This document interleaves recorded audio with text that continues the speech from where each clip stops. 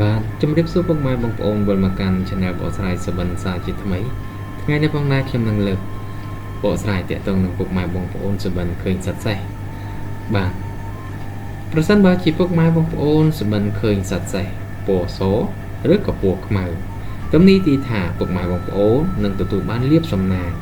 និងការសម្រេចនៅក្នុងទូនាទីការងារល្អប្រសើរ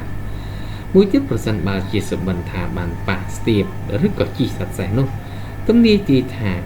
ពុកម៉ែបងប្អូននឹងទទួលបានអំណាចវាសនាល្អខ្ពស់ឡើងខាងលុយកាក់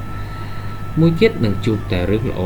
នៅក្នុងជីវិតមួយទៀតប្រសិនបើជាពុកម៉ែបងប្អូនសុបិនថាបានធ្លាក់ពីលើខ្នងសេះវិញនោះទំនាទីថាពុកម៉ែបងប្អូននឹងជួបសំណាងអាក្រក់ឬត្រូវបាត់បង់លុយកាក់និងការងារបាទតើតើនឹងពុកម៉ែបងប្អូនសុបិនឃើញសត្វសេះបានប៉ះស្ទាបឬក៏ជីនេះគឺមានអត្ថន័យល្អប៉ុន្តែប្រសិនបើជាពុកម៉ែបងប្អូនធ្លាក់ទៅលើខ្នងសេះវិញនោះគឺមានអត្ថន័យមិនសូវល្អទេ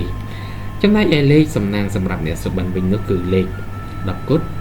15 17លេខ270លេខ714និងលេខ715បាទតើតើនឹងពុកម៉ែបងប្អូនដែលសុបិនឃើញសត្វសេះនេះគឺមានអត្ថន័យដោយការបកស្រាយខាងលើ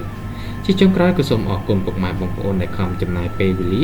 ដ៏មានតម្លៃតាមដានសំណាប់ Channel បកស្រាយសុបិនពីដើមរហូតដល់ចប់ចុងក្រោយនេះក៏សូមជូនពរពុកម៉ែបងប្អូនជួបតែសំណាងល្អគ្រប់គ្នាសូមអរគុណ